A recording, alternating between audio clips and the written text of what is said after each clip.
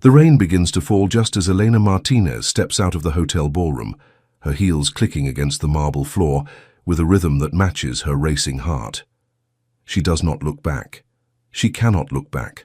Not after what just happened. Not after the words that still echo in her ears like broken glass. Humiliated at her husband's birthday, she leaves in silence, without knowing it was the Mafia boss. The champagne still clings to the fabric of her emerald dress, the one she spent 3 months saving for because Marcus said he wanted her to look perfect tonight. Perfect for his colleagues, perfect for his image, perfect for everyone except herself. Elena pushes through the revolving doors of the Grand Meridian Hotel in downtown Chicago, and the November wind hits her face like a slap.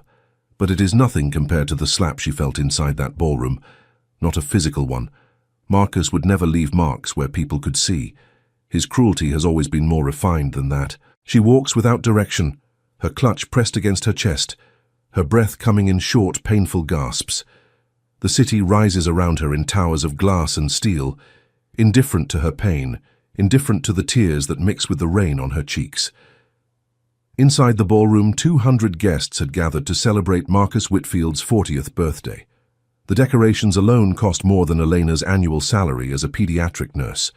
Crystal chandeliers, imported orchids, a jazz quartet playing, standards that no one really listened to, and Marcus standing at the center of it all, accepting congratulations like a king receiving tribute.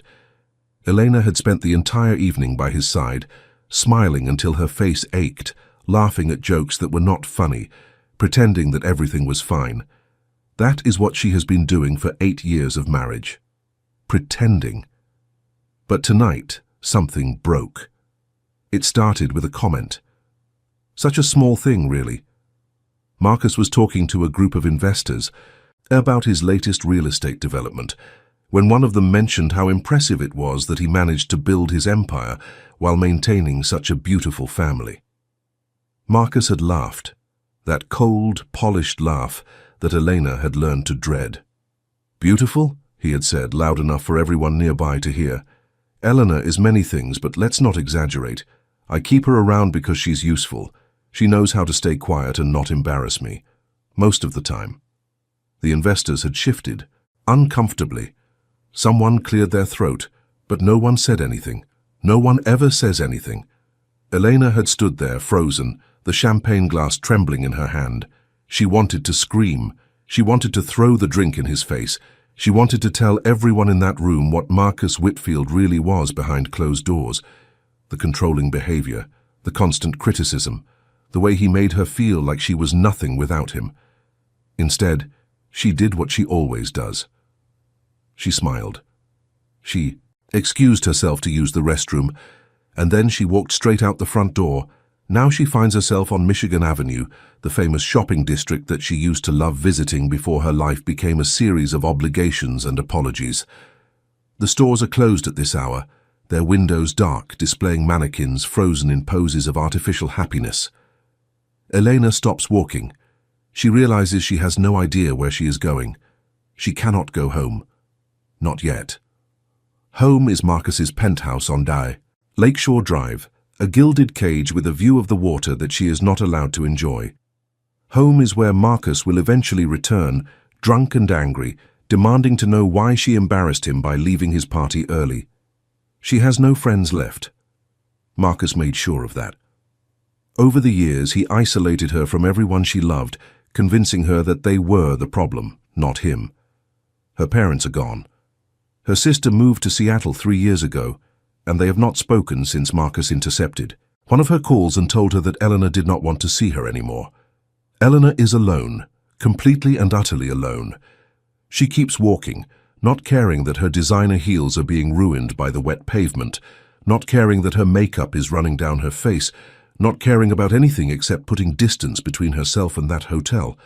3 blocks later, she turns down a side street, looking for somewhere to sit and catch her breath. That is when she sees it. A small cafe with warm light spilling from its windows, still open despite the late hour.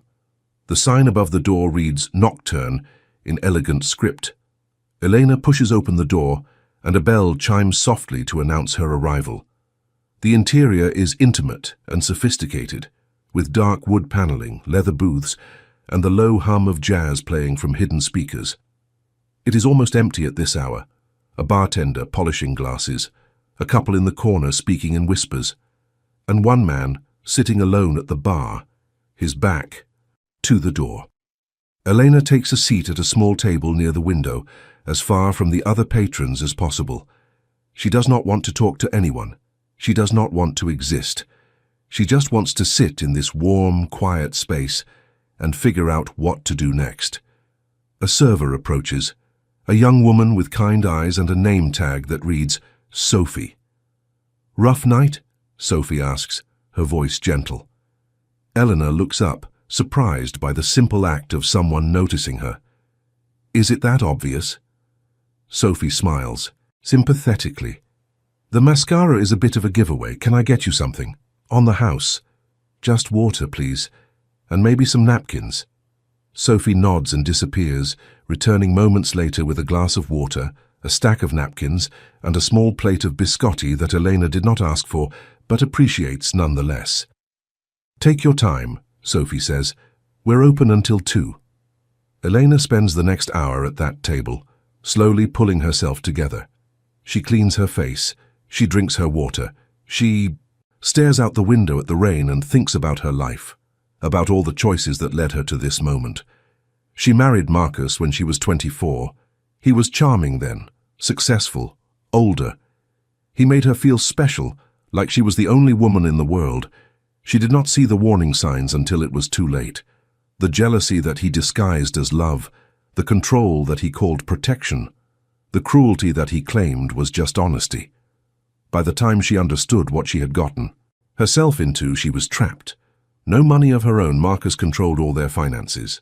No support system, Marcus had dismantled it piece by piece. No self-worth, Marcus had eroded it with years of calculated manipulation. But tonight, something shifted.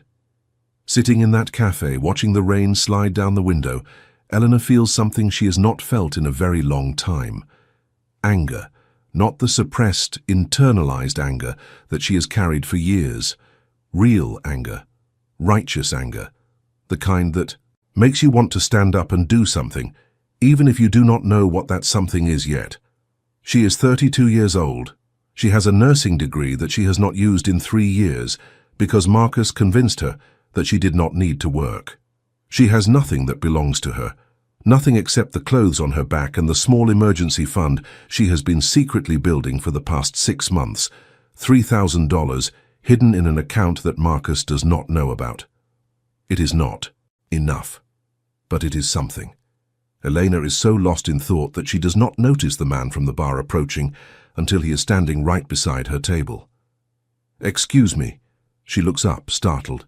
The man is tall, perhaps 6'2", with dark hair that is slightly disheveled from the rain. His eyes are grey, the colour of storm clouds, and there is something about the way he carries himself that commands attention without demanding it. He is wearing a tailored charcoal suit that probably costs more than Elena's car, but there is nothing ostentatious about him. He looks like someone who is used to expensive things, but does not feel the need to show them off. "I'm sorry to disturb you," he says, his voice low and controlled. "But I noticed you came in alone and you seem upset. I just wanted to make sure you're all right."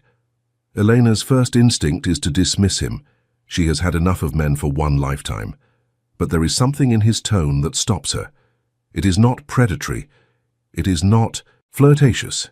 It is simply concerned. "I'm fine," she says automatically. The words taste like lies. The man raises an eyebrow slightly, as if he can hear the untruth as clearly as she can, but he does not push.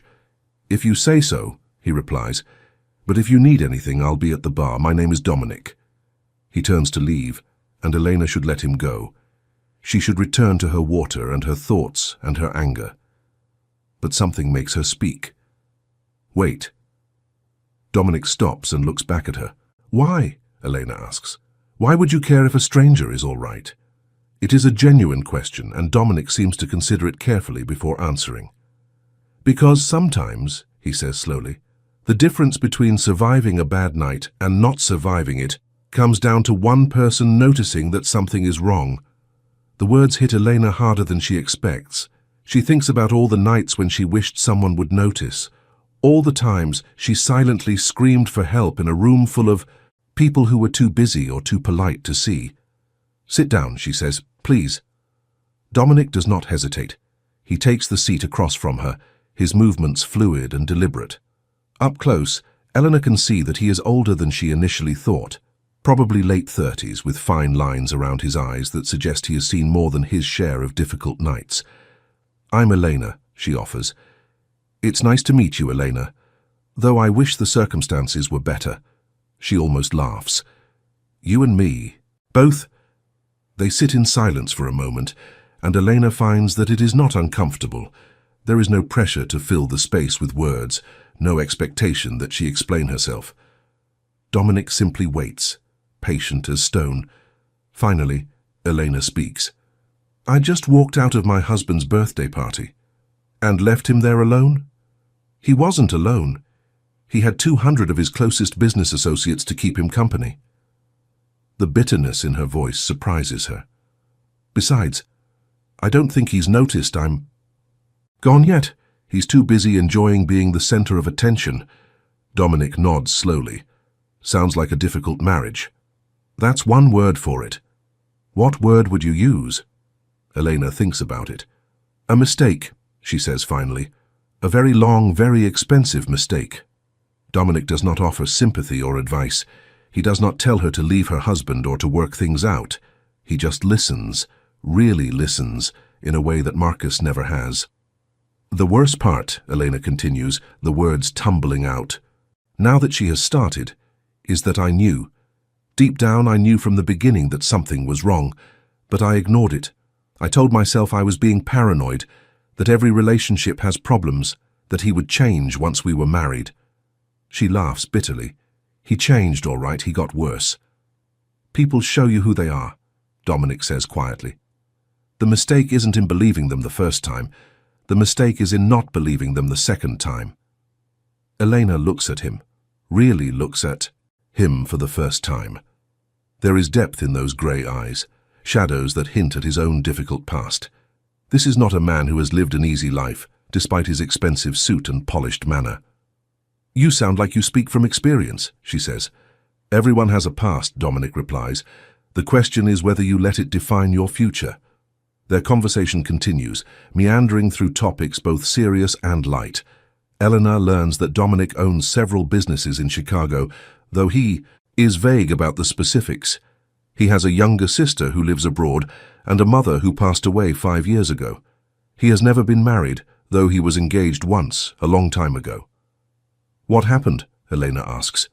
"She decided that my life was too complicated for her," Dominic says. "She wasn't wrong." There is pain in those words, old pain that has scarred over, but never fully healed. Eleanor recognizes it because she carries her own version of the same wound. The hours pass without either of them noticing. The rain stops and starts again. The other patrons leave and new ones arrive. Sophie refills their drinks and brings them food that neither of them ordered, but both of them eat. By 1 in the morning, Elena feels more like herself than she has in years. There is something liberating about talking to a stranger, someone who has no preconceptions about who she is supposed to be. With Dominic, she can be honest, she can be angry, she can be broken without worrying about the consequences. "I should go," she says finally, though the thought of leaving fills her with dread. "Where?" Dominic asks. The question is simple, but they both know what he is really asking. Elena hesitates. "I don't know. A hotel, I guess. I have some money saved. Enough for a few nights while I figure out my next move." "And then what?" "I don't know that either." She tries to smile, but it does not quite work. "I've spent so long living someone else's life that I've forgotten what mine looks like." Dominic is quiet for a moment, his grey eyes thoughtful. Then he reaches into his jacket and pulls out a card, sliding it across the table to her. "If you need anything," he says, "a job, a place to stay, legal help, whatever, call that number, day or night." Eleanor picks up the card. It is simple and elegant, just a name and a phone number. No title, no company, no explanation. "Why would you do this for me?" she asks. "You don't know me." "I know enough," Dominic replies. "I know that. You're scared and alone, and that you deserve better than what you're going back to. And I know that sometimes the only thing standing between someone and a better life is a single opportunity." Eleanor stares at the card, then at the man who gave it to her. There is something happening here, something she does not fully understand, a connection that goes beyond a chance meeting in a cafe on a rainy night. "Thank you," she says. The words feel inadequate, but they are all she has. Dominic stands and buttons his jacket. "Don't thank me yet. Just promise me you'll use it if you need to." "I promise." He holds her gaze for a long moment, and Elena feels something pass between them. Not romance, not yet, but the beginning of something. Understanding, perhaps, or recognition, the sense that they are two people who have been waiting for each other without knowing it. Then Dominic nods once and walks out of the cafe, disappearing into the Chicago night. Eleanor sits alone at the table, the card still in her hand.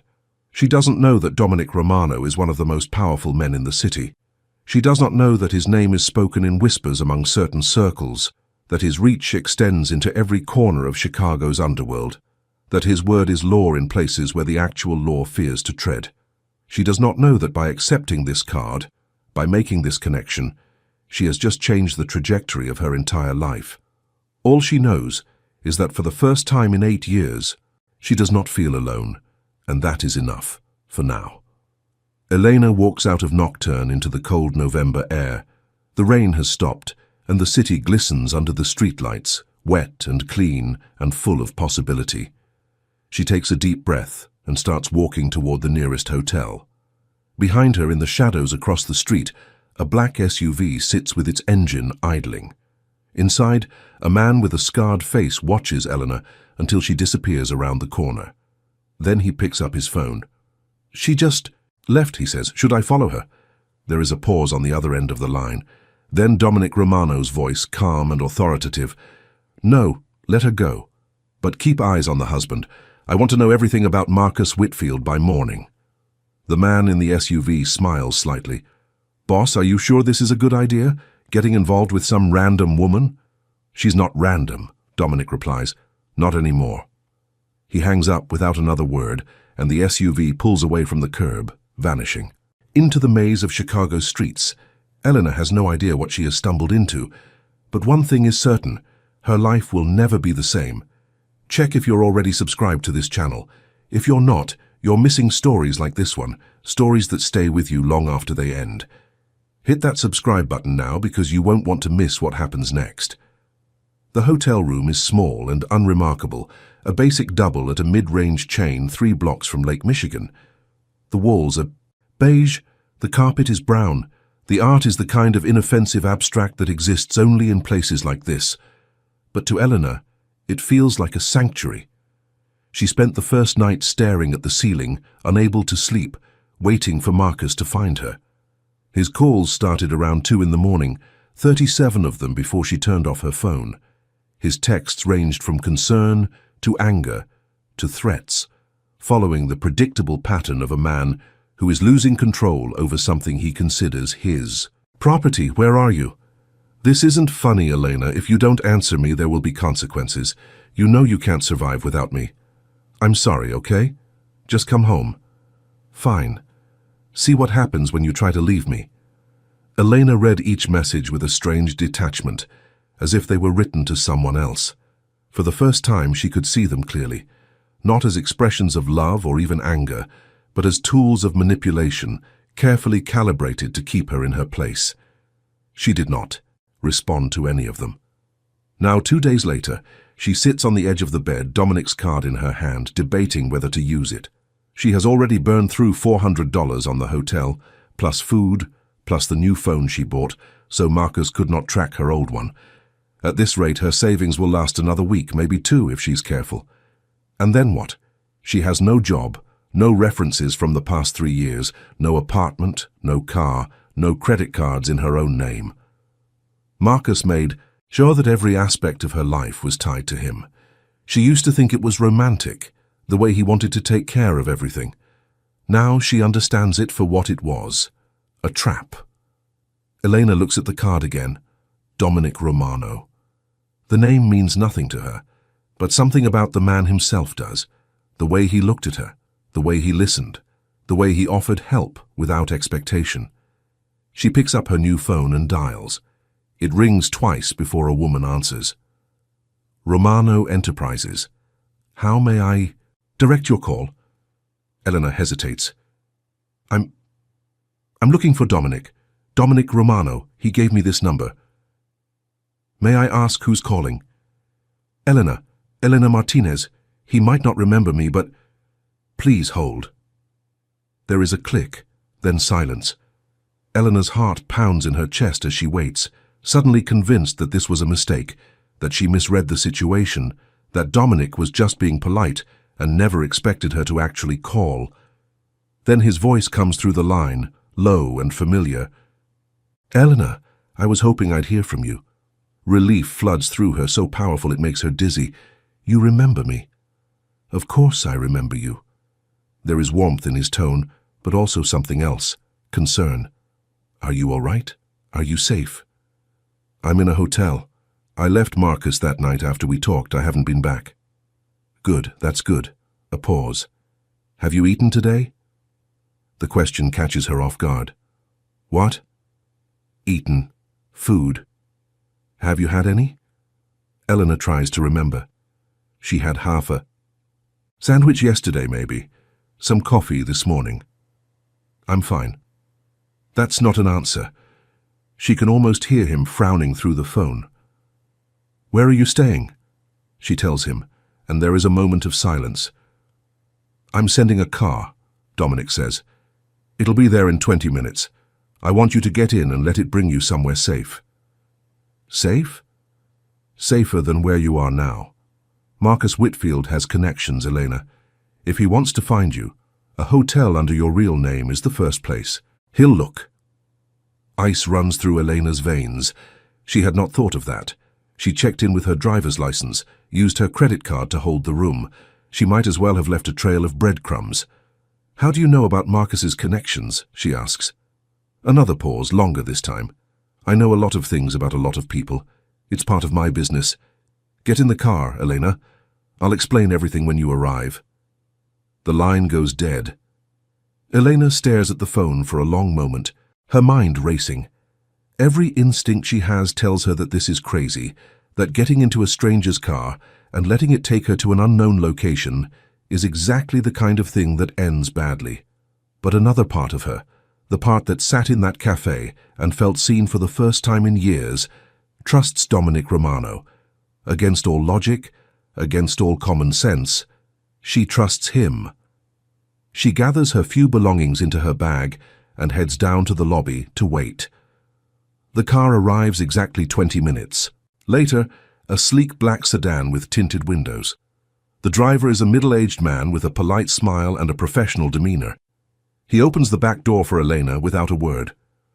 Where are we going? She asks as she slides inside. To Mr. Romano's residence, ma'am. It's about a 40-minute drive. The car pulls away from the hotel and merges into traffic. Elena watches the city pass by through the tinted glass, the familiar landmarks of downtown giving way to residential neighborhoods, then to the wealthy enclaves of the North Shore. The houses grow larger and more elaborate, surrounded by walls and gates and the kind of manicured landscaping that requires a full-time staff to maintain. Finally, the car turns onto a private road and approaches a gate flanked by stone pillars. The driver speaks into an intercom and the gate slides open silently. They continue up a winding driveway lined with oak trees, their branches bare in the November cold, until the house comes into view.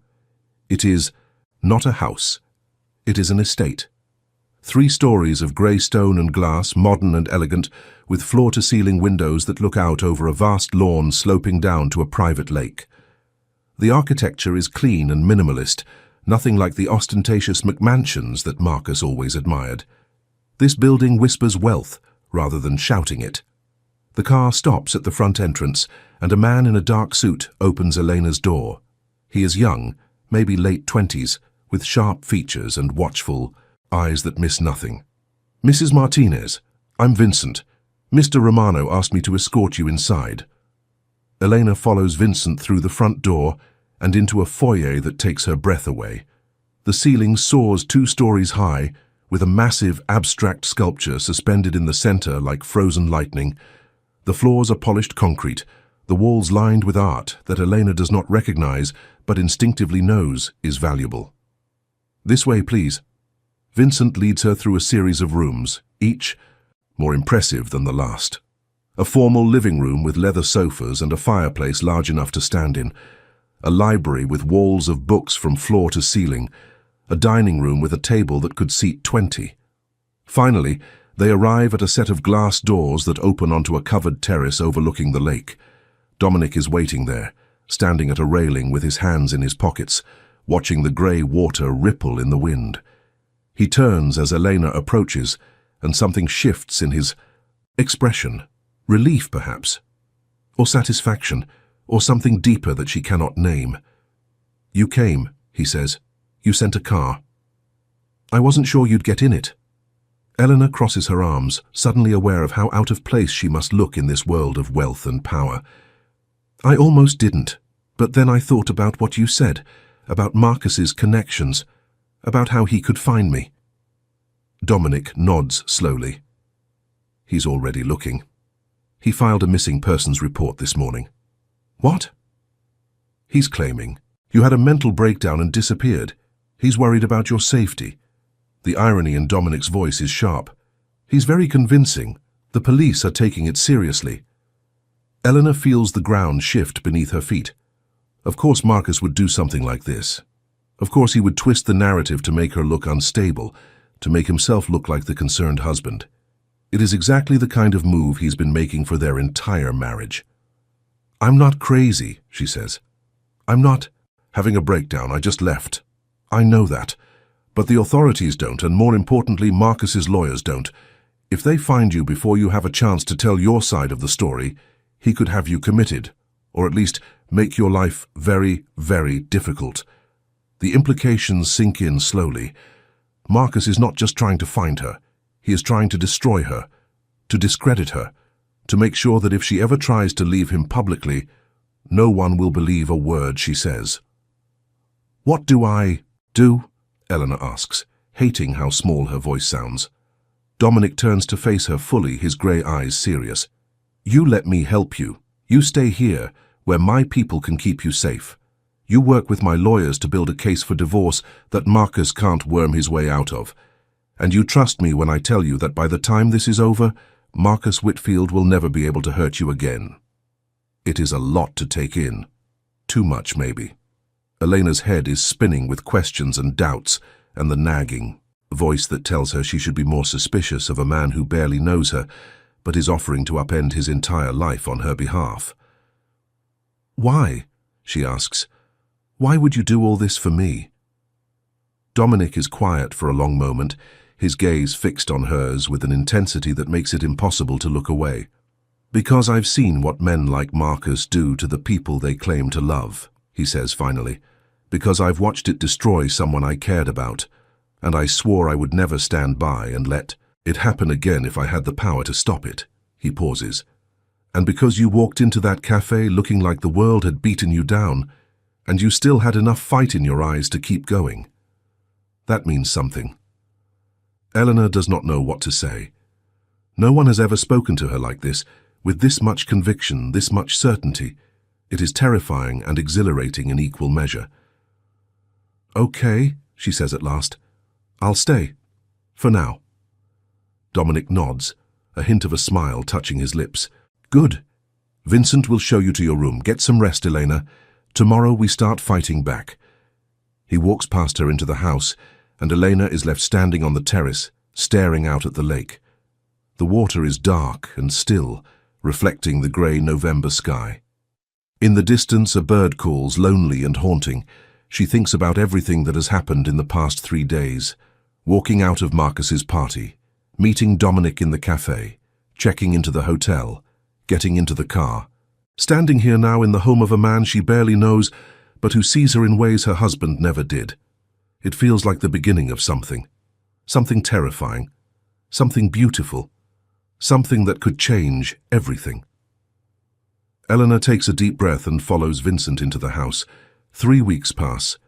Eleanor settles into life at Dominic's estate with surprising ease, though settled might not be the right word. Nothing about her situation feels settled.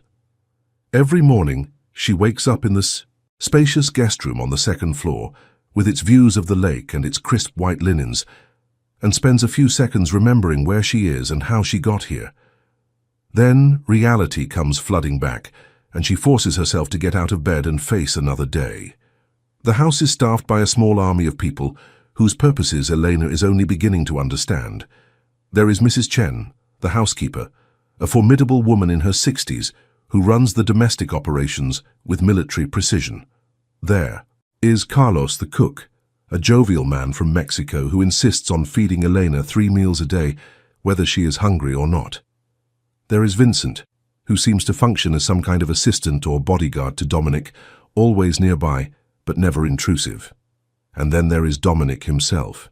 He is gone most days, attending to business matters that he never fully explains. When he is home, they share meals together, long conversations that range from philosophy to film to childhood memories. Elena learns that he grew up poor in South Chicago, the son of immigrants who worked themselves to exhaustion to give their children a better life. She learns that his father died when he was 16, that he had to drop out of school to support his mother and sister, that everything he has been built through sheer determination and ruthless ambition. What he does not tell her, not in so many words, is how he built his empire. But Elena is not stupid. She sees the men who come and go at odd hours, speaks in whispers, treats Dominic with a deference that borders on fear. She overhears fragments of conversations about shipments and territories and problems that need to be handled. She notices the way Vincent's hand sometimes moves toward his hip, as if reaching for something that is not there. She knows what Dominic is, or rather, she suspects, and her suspicions grow stronger with each passing day. But here is the strange thing. It does not scare her. Maybe it should. Maybe she should be running from this house, from this man, from the dangerous world he inhabits. But Elena has lived with a different kind of danger for 8 years, the kind that wears a suit and attends charity galas and destroys you slowly from the inside out. Compared to that, Dominic's brand of darkness seems almost honest. At least with him, she knows the monster exists. Marcus spent their entire marriage pretending to be something he was not. The divorce proceedings are moving forward, slowly. Dominic's lawyers are the best money can buy, a team of sharks in designer suits who are methodically dismantling Marcus's financial defenses. They have already uncovered evidence of hidden accounts, fraudulent tax filings, and business deals that skirt the edge of legality. More importantly, they have documented years of emotional manipulation, carefully building a case that Marcus cannot simply charm his way out of. Marcus, for his part, is not going quietly. His missing persons report was dismissed after Elena gave a statement to the police, but he has moved on to other tactics. He has frozen their joint bank accounts.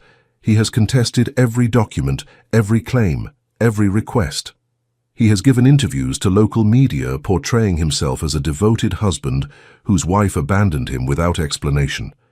The public narrative is shifting against Elena, and there is nothing she can do about it, except wait. It is during one of these waiting periods, on a Tuesday afternoon in early December, that Eleanor discovers something about Dominic's house that changes everything. She is exploring, which she has taken to doing when the walls feel like they are closing in. The estate is vast enough that she still finds new rooms, new corridors, new secrets. Today, she has wandered into the West Wing, an area she has not visited before. The hallway is quiet, lined with doors that are mostly closed, leading to guest rooms and storage spaces and other mysterious purposes. At the end of the hall, one door, stands slightly open. Light spills through the gap, catching Elena's attention. She should walk away. She knows she should. But curiosity has always been her weakness, the part of her that gets her into trouble. She pushes the door open and steps inside. It is a bedroom, smaller than hers, but no less elegant. The walls are painted a soft pink, and the furniture is scaled down, sized for a child. There are stuffed animals on the bed, books on the shelves, drawings pinned to a corkboard above a small desk. And in the center of the room, sitting cross-legged on the floor with a sketchpad in her lap, is a little girl. She looks up as Elena enters, her dark eyes wide with surprise. She is maybe 7 or 8 years old, with curly black hair pulled back in 2 puffs, and a face that is startlingly familiar. Those eyes, that jawline, that expression of guarded curiosity. She looks like Dominic.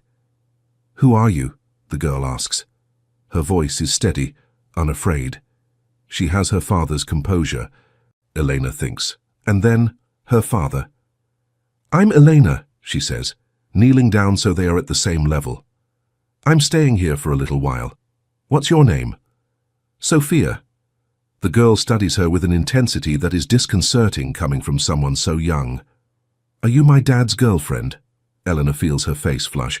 "No, I'm just a friend. Your dad is helping me with something." Sophia nods, apparently satisfied with this explanation. "Daddy helps a lot of people. That's his job." "Is it?"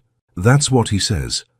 Sophia returns her attention to her sketchpad, dismissing Elena as efficiently as any adult might. "I'm drawing the lake.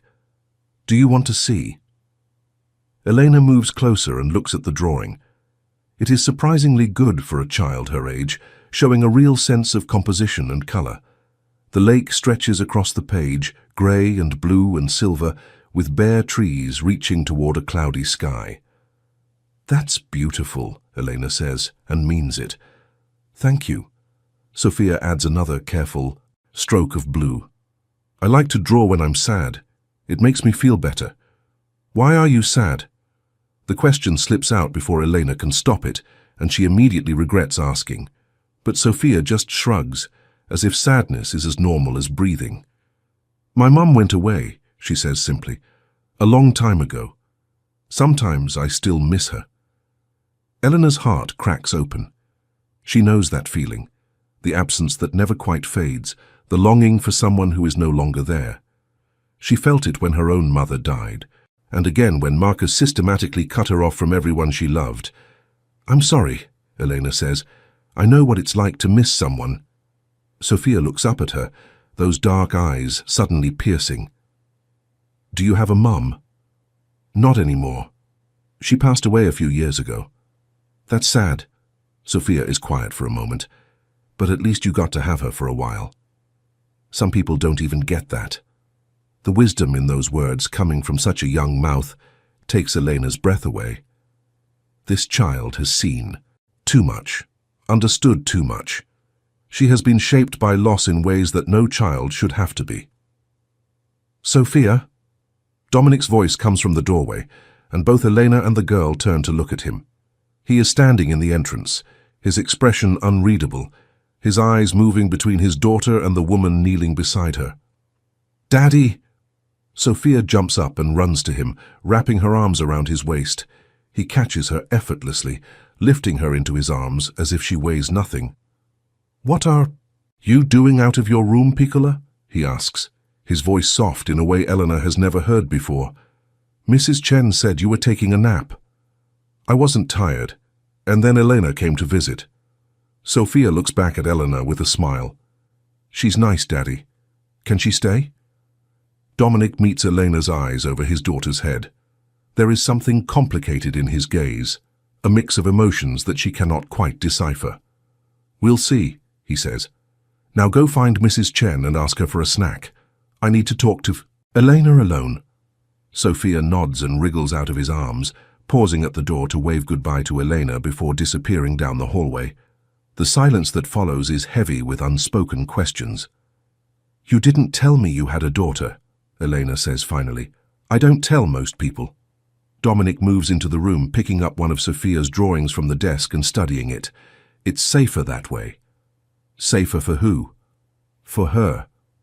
He sets the drawing down and turns to face Elena. My world is dangerous, Elena. You've probably figured that out by now. There are people who would hurt Sophia just to get to me.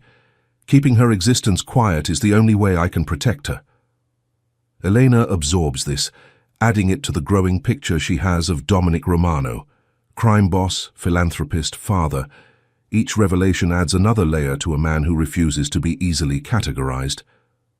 Her mother, Elena asks, died when Sophia was 3. Cancer. The word falls like a stone into still water. I raised her alone after that. With help, obviously, but alone in all the ways that matter. I'm sorry. Don't be. It was a long time ago. But his eyes say otherwise. Some wounds never fully heal. They just become part of the landscape. She's remarkable, Elena says. Sophia, I mean. The way she talks, the way she sees things. She's special. Something shifts in Dominic's expression, a softening that Elena has not seen before. She's the best thing I've ever done, he says quietly. Everything else, the money, the power, the empire, it means nothing compared to her. Elena believes him. For the first time since she arrived at this house, she truly believes she understands Dominic Romano. He is not just a powerful man playing games with other powerful men. He is a father protecting his child, doing whatever it takes to build a world where she can be safe. It is the same thing Elena would have done if she had ever had the chance. Can I spend time with her? Elena asks. While I'm here, I think we might be good for each other. Dominic considers this for a long moment. Then, slowly, he nods. She could use a friend, he admits. Someone who isn't paid to take care of her. Someone who doesn't see her as a liability or an asset. Just someone who sees her as a kid. I can do that. I know you can. He holds her gaze, and something passes between them. A recognition, an understanding, a connection that goes deeper than words. That's why I'm saying yes. From that day forward, Eleanor and Sophia become inseparable. They draw together, read together, watch movies together, build elaborate blanket forts in the living room that Mrs. Chen pretends to disapprove of, but secretly photographs. Sophia teaches Eleanor about her favorite books and shows, while Eleanor tells her stories about working in the hospital, about the babies she helped bring into the world, about the families she watched grow. And slowly, almost imperceptibly, something changes in the house. The atmosphere lightens. Laughter echoes through halls that have been too quiet for too long. Even Dominic, who spends most of his days dealing with problems that Eleanor cannot imagine, seems different. More relaxed, more present, more human. One evening, as Eleanor tucks Sophia into bed after reading her a story, the little girl grabs her hand and holds it tight. Eleanor. Yes, sweetheart. Are you going to stay? Forever, I mean. The question pierces Eleanor's heart like an arrow. She does not know how to answer. Her divorce is still pending. Her future is still uncertain. She does not even know what forever would look like in a situation like this. But she looks down at Sophia's hopeful face, and she knows what she wants to say. I'm going to stay as long as I can, she promises. And no matter what happens, I'll always be your friend. Okay? Sophia nods, satisfied. Okay. She closes her eyes and is asleep within minutes, leaving Elena sitting beside her bed in the soft glow of the nightlight. Elena watches her breathe. This child who has lost so much and loves so fiercely, and feels something shift inside her own chest. It is not just friendship she feels for Sophia. It is something deeper, something maternal, something that has been dormant inside her for years, waiting for a chance to bloom. She does not hear Dominic enter the room, does not know he is there, until he speaks. She loves you, he says softly. Eleanor turns to find him standing in the doorway, watching. Them with an expression that makes her pulse quicken. I love her too, she admits. I didn't expect to. But I do. Dominic moves to stand beside her, looking down at his sleeping daughter. In the dim light, his face is softer, younger, stripped of the armor he wears in his daily life. "She hasn't connected with anyone like this since her mother died," he says. "I was starting to worry she never would." "She just needed someone to see her," Elena says. "Really see her. Not as a responsibility or a complication. Just as herself." Dominic turns to look at her, and suddenly they are very close. Close enough that she can see the flecks of silver in his grey eyes, close enough to feel the warmth radiating from his body. "Someone like you," he says. "Someone like me." The air between them shifts, charged with something neither of them has acknowledged until now. Elena's heart hammers in her chest, and she is acutely aware of every inch of space between them, or rather, the lack of it. Before I continue this story, I want to pause and ask you something. If this moment is making your heart beat faster, if you're feeling what Elena is feeling right now, then leave a comment below with the words, "I believe in second chances." Let me know you're here. Let me know you're feeling this story the way I felt it when I wrote it. The moment stretches between them, fragile and electric. Then Dominic takes a step back, breaking the spell. "Get some rest," he says, his voice slightly rougher than before. "We have a busy day tomorrow." He leaves without another word, and Elena is left standing alone in the quiet of Sophia's room, her heart still pounding, her mind spinning with possibilities. Something is changing between them, something that cannot be ignored much longer, and for the first time in a very long time, Elena is not afraid of what comes next. Christmas arrives at the Romano estate like an unexpected guest. Elena did not expect to still be here for the holidays, but the divorce proceedings have hit yet another snag, this time involving property disputes that Marcus is contesting with particular viciousness. The lawyers assure her that they will prevail, that the evidence is on her side, that it is only a matter of time. But time moves slowly when your entire life is in limbo, so she spends Christmas in a mansion that belongs to a man she is falling for, with a child she has come to love, surrounded by people who have become something like family. Mrs. Chen orchestrates the decorations with her usual efficiency, transforming the house into a winter wonderland of lights and garlands and a 12-foot tree in the main living room. Carlos prepares a feast that could feed an army, complete with tamales alongside the traditional turkey, a fusion of his heritage and Sophia's requests. Even Vincent, normally so stoic and professional, wears a Santa hat that Sophia insisted he put on. And Dominic. Dominic is different during the holidays. He takes time off from his mysterious business, spending his days at home with his daughter, playing games and watching movies and being present in a way that Elena has not seen before.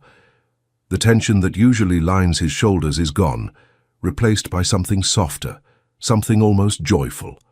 On Christmas morning, they gather in the living room to open presents. Sophia tears through her gifts with the enthusiasm of any child her age, squealing over a new art set, a stack of books, a beautiful dress that Elena secretly helped pick out. But her favorite gift, the one that makes her eyes fill with happy tears, is a locket with a picture of her mother inside. "I found it in storage," Dominic explains, his voice thick. "I thought you should have it." Sophia throws her arms around him and does not let go for a very long time. Later, after the gifts have been opened and the wrapping paper cleared away, Dominic hands Elena a small wrapped box. "For you," he says. Elena stares at it, surprised. She had not expected a gift. She is still technically a guest here, a temporary presence passing through on her way to somewhere else. "Open it," Sophia urges, bouncing with excitement. Inside the box is a bracelet, simple, elegant, a thin gold chain with a single charm, a butterfly. "For new beginnings," Dominic says, "and for the courage to spread your wings." Eleanor's eyes burn with tears she refuses to let fall. She thinks about everything she has been through, everything she has lost, everything she has found in this unexpected place, and she realizes that for the first time in years she feels hope. "Thank you," she whispers. "It's perfect." She puts on the bracelet, and the weight of it on her wrist feels like a promise. The rest of Christmas Day passes in a warm blur. There is food and laughter and music, a sense of celebration that Elena had forgotten was possible. She watches Dominic play with his daughter, watches him relax and smile and be present, and she feels something growing in her chest that she does not dare name. That night, after Sophia has been put to bed, Elena finds herself alone with Dominic on the terrace, wrapped in blankets and watching the snow fall over the lake. "Thank you," she says, "for all of this, for the bracelet, for including me in your family's Christmas, for everything." Dominic does not look at her. He keeps his eyes on the snow, on the dark water, on the vast emptiness of the winter sky. "You're not just included, Elena," he says. "You belong. Here. Whether you realize it or not, you've become part of this family." "Dominic." "I know." He finally turns to face her, and his expression is raw in a way she has never seen. "I know there are 1,000 reasons why this doesn't make sense. I know you're still married, still fighting for your freedom, still figuring out who you are outside of Marcus Whitfield's shadow. I know I'm not exactly the safest choice for someone who wants a normal life." "I don't want a normal life," Elena says, surprising herself with the conviction in her voice. "I've had normal. Normal was pretending everything was fine while my husband destroyed me from the inside out. Normal was smiling through pain and crying alone in the bathroom and never letting anyone see how broken I really was." She takes a breath, steadying herself. "What I want," she continues, "is real. I want something that's honest, even if it's complicated. I want someone who sees me, all of me, the broken parts and the healing parts, and everything in between." She meets his eyes, holding nothing back. "I want you." The words hang in the cold air between them, vulnerable and true. Dominic is silent for a long moment. Then, slowly, he reaches out and takes her hand, his fingers intertwining with hers. "I want you too," he says. "I've wanted you since the night you walked into that cafe, soaking wet and furious, and absolutely beautiful. I told myself it was just compassion, just the desire to help someone who needed it. But it was more than that. It was always more than that. Then what are we waiting for? Your freedom." He brings her hand to his lips, pressing a kiss to her knuckles. "I won't be the thing that complicates your divorce. I won't give Marcus ammunition to use against you. So we wait. We take this slow. And when you're finally free of him, when you can choose me without any shadows hanging over us, then what?" Dominic smiles, a real smile, the kind that transforms his entire face. "Then I'm going to spend the rest of my life proving that you made the right choice." Elena leans into him, resting her head on his shoulder, and they stay there for hours, watching the snow fall and dreaming of a future that finally seems possible. January brings chaos. It starts with a phone call late at night, Dominic's voice sharp with tension as he speaks rapidly in Italian to someone on the other end. Elena watches from the doorway of his study, unable to understand the words but reading the danger in his posture. When he hangs up, his face is pale. "What happened?" she asks. "Marcus," Dominic says the name like a curse. "He's been doing some digging. He found out where you are, and he's hired people to bring you back." Elena's stomach drops. "What kind of people?" "The kind that don't take no for an answer." Dominic moves to his desk, pressing a button that Elena has never noticed before. Within seconds, Vincent appears in the doorway, fully alert despite the late hour. "We have a situation," Dominic says. "Get the team together. I want a full security sweep, doubled patrols, and eyes on the perimeter 24/7. No one gets in or out without my knowing about it." Vincent nods and disappears. Elena sinks into a chair, her mind racing. "How did he find me? We've been so careful." "Marcus has resources," Dominic says grimly. "More than I realized. And he's clearly more obsessed with controlling you than I gave him credit for." "What do we do?" Dominic kneels in front of her, taking her hands in his. "We fight," he says. "We use every weapon we have, legal and otherwise. We make sure that Marcus Whitfield understands, once and for all, that you are not his property, that you will never be his property again. And if that doesn't work, then I handle it my way. The darkness in his voice should frighten Elena. Instead, it makes her feel safe, protected, like for the first time in her life, someone is willing to fight for her without reservation. I trust you, she says. I know. He presses a kiss to her forehead. Now get some sleep. Tomorrow we go to war.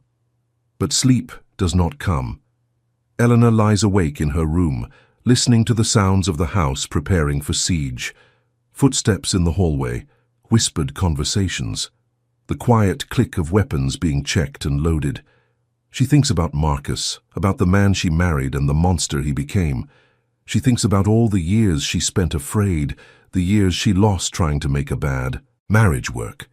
She thinks about what she would do if he actually succeeded in taking her back, and she realizes, with a clarity that surprises her, that she would rather die than return to that life.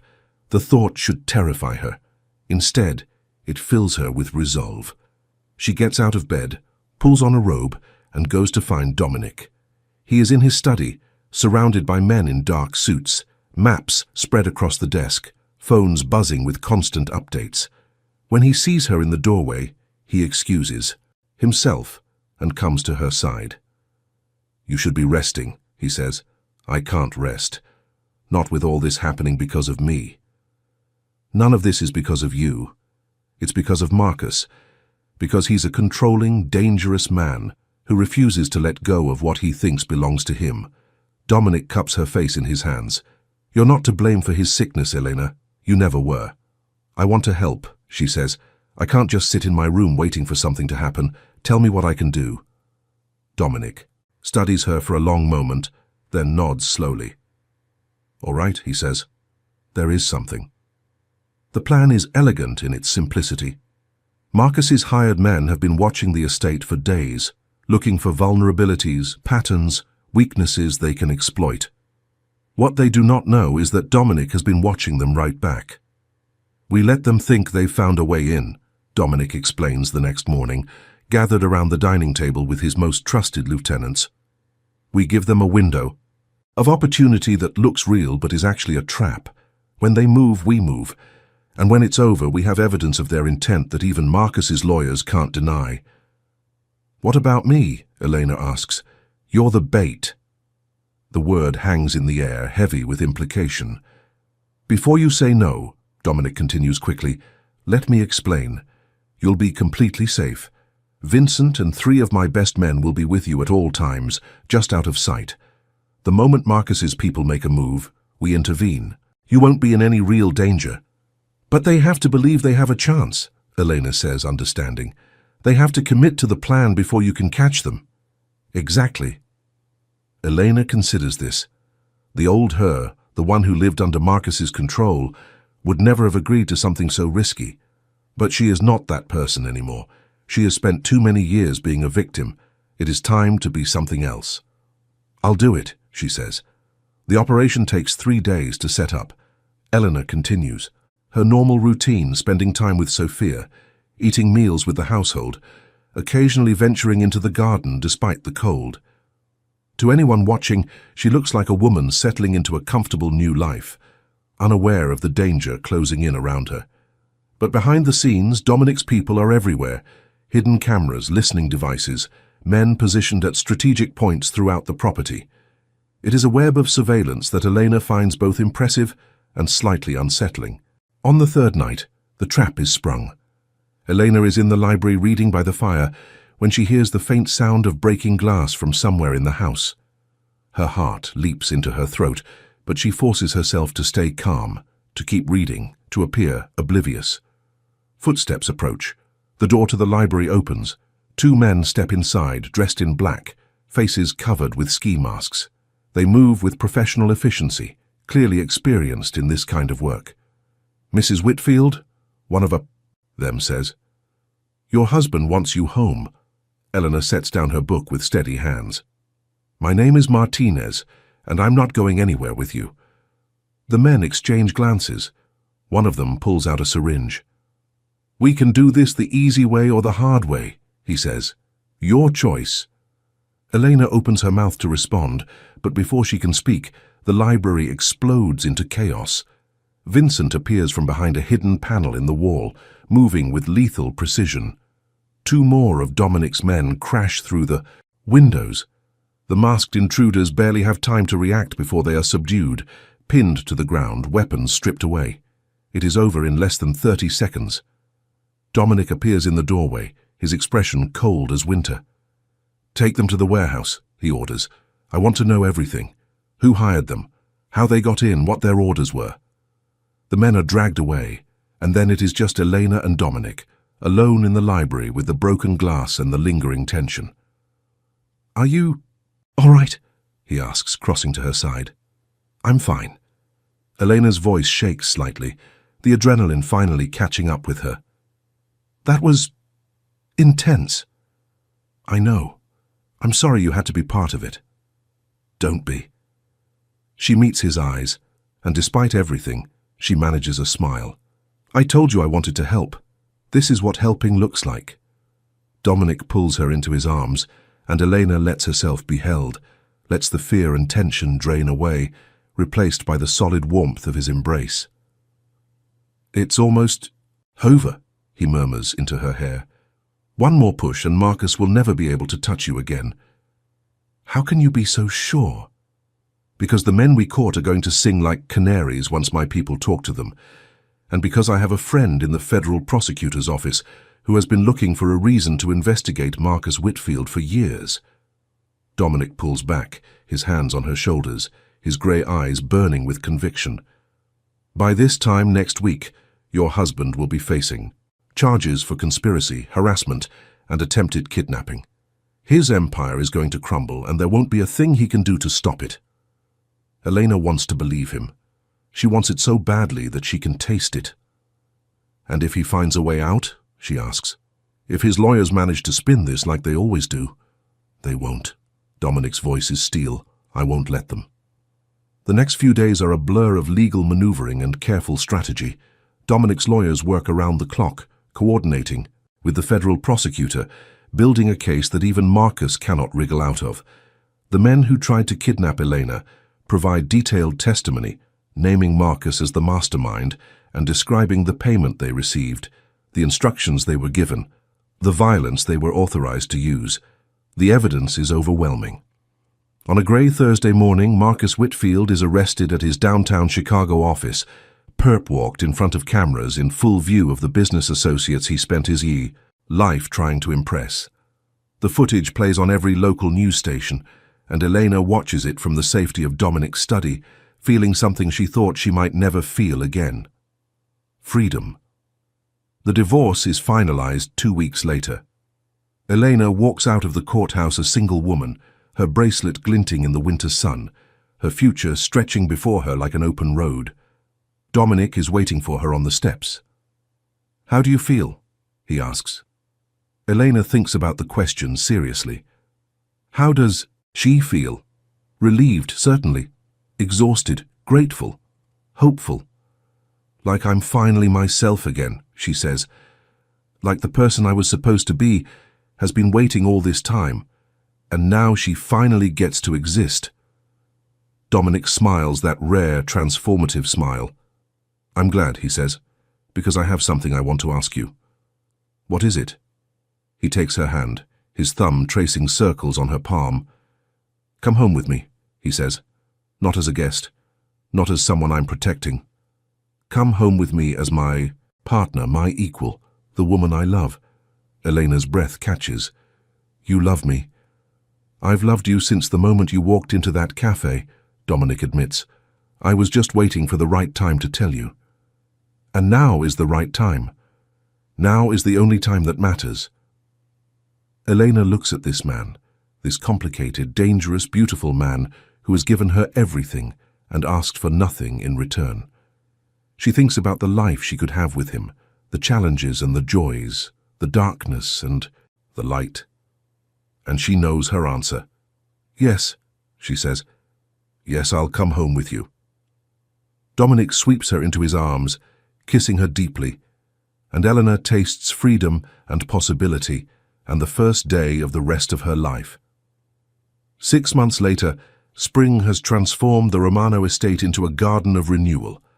The trees that were bare when Elena first arrived are now heavy with green leaves, their branches swaying in the warm breeze. The lake shimmers under a clear blue sky, reflecting the light, like scattered diamonds. The air smells of fresh flowers and cut grass and something indefinably hopeful. Elena stands on the terrace, looking out at the view that has become so familiar, so beloved. She is wearing a simple white dress, her hair loose around her shoulders, Dominic's butterfly bracelet on her wrist. Sophia is by her side, practically vibrating with excitement. "Are you nervous?" the little girl asks. Elena smiles. "A little, are you?" "No way. I've been waiting for this forever." Sophia bounces on her toes. "I can't believe you're going to be my mom for real." The words still send a thrill through Elena's heart. Mom. It is not a title she ever expected to have, not after all those years with Marcus, all the dreams she had to abandon. But Sophia filled a space in her life that she did not know was empty, and the adoption papers they signed last month made it official. She is a mother now, and in a few minutes, she will be a wife. The ceremony is small and intimate, held in the garden with only the people who matter most. Mrs. Chen cries happy tears from her seat in the front row.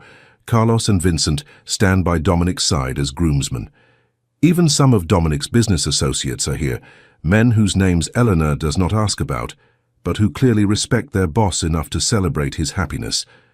When the music begins, Elena walks down the aisle on her own, needing no one to give her away. She has given herself away too many times in her life. This time, she is choosing freely, openly, with full knowledge of who she is becoming and who she is joining. Dominic watches her approach, his grey eyes shining with an emotion that makes everything else fade away. He is wearing a dark suit that fits him perfectly, looking every inch the powerful man he is. But Elena sees something else in his face: vulnerability, gratitude, love. When she reaches him, he takes her hands in his, and the minister begins to speak. The vows they exchange are ones they wrote themselves, private words that speak to their particular journey. "I promise to see you," Elena says, "not the image you project to the world, but the real you, the father, the protector, the man who walked into a cafe on a rainy night and changed my life. I promise to keep you safe," Dominic says, "not by controlling you, but by standing beside you. I promise to love you in the light and in the darkness, in the easy times and the hard ones, for as long as I draw breath." They exchange rings. They seal their vows with a kiss, and when the minister pronounces them husband and wife, a cheer goes up from the small crowd that echoes across the water and into the sky. The reception is joyful and slightly chaotic, full of food and music and dancing. Elena finds herself passed from partner to partner, laughing at jokes she only half understands, accepting congratulations from people she barely knows. But through it all, her eyes keep finding Dominic, and his keep finding hers. Late in the evening when the guests have started to drift away, Elena slips outside to catch her breath. She walks down to the edge of the lake, letting the cool water lap at her bare feet, watching the moon rise over the trees. Footsteps behind her. She does not need to turn around to know who it is. "Running away already," Dominic teases, wrapping his arms around her from behind. "Never." Elena leans back into his embrace, just taking a moment to remember. Remember what? Who I was when I first came. Here, broken, scared, alone. She turns in his arms, looking up at his beloved face. "And who I am now?" "Who are you now?" Elena smiles, the answer coming easily for the first time in her life. "I'm home," she says. "I'm finally home." Dominic kisses her forehead, her cheeks, her lips. "Welcome home, Mrs. Romano." They stand together at the edge of the lake, two people who found each other against all odds, who built something beautiful from the ruins of their pasts. The water reflects the moon, and the stars and the lights from the house, creating a mirror of infinite possibility. Behind them in the house, Sophia presses her face to the window, watching her parents with a smile that holds no shadows. And in the distance, the city of Chicago glitters on the horizon, full of darkness and light, danger and beauty, endings and beginnings. Elena thinks about everything that led her to this moment. The years of pain, the night she walked out, the stranger in the cafe who turned out to be her destiny. She thinks about all the ways her story could have ended differently, all the paths she did not take, and she is grateful. Grateful for the courage to leave, grateful for the chance to heal, grateful for the family she found in the most unexpected place. Some stories end in tragedy, but this one, against all odds, ends in something better. This one ends in love. If you've watched this far, it's because you liked this story. Leave a comment saying, "I've watched this far," so I can get to know you and see who really enjoys the stories here on the channel. And if this story touched your heart the way it touched mine, please hit that like button and share it with someone who needs to hear that second chances are real. Thank you for being here. Thank you for believing in these stories, and thank you for reminding me why I tell them. Check if you're already subscribed to this channel, because there are more stories like this one waiting for you. Stories of courage, of love, of people who refuse to give up even when the world gives them every reason to. Hit that subscribe button, turn on the notification bell, and I'll see you in the next one. Until then, remember, no matter how dark the night, dawn is always coming. This is not just a story, this is a promise, and we keep our promises here.